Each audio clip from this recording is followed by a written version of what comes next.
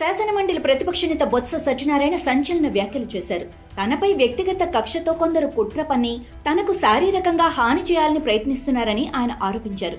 ఈ వ్యవహారంపై గవర్నర్ ముఖ్య కార్యదర్శికి లేఖ రాసి విచారణ కోరనున్నట్లు వెల్లడించారు.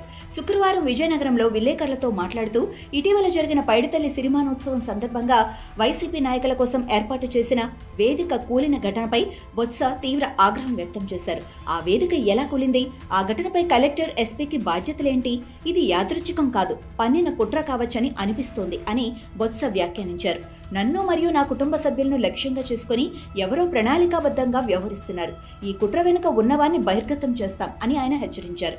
అదే సమయంలో ప్రభుత్వ వైద్య కళాశాలను పీపీపీ విధానంలో నిర్మించే నిర్ణయాన్ని తక్షణమే వెనక్కి తీసుకోవాలని డిమాండ్ చేశారు. ప్రజలకు అందుబాటులో ఉండాల్సిన ఆరోగ్య సేవలను ప్రైవేట్ రంగానికి అప్పగించడం అన్యాయం. ఇది విద్యారంగంలో మరో తప్పిదం అవుతుంది అని బొత్స స్పష్టం చేశారు.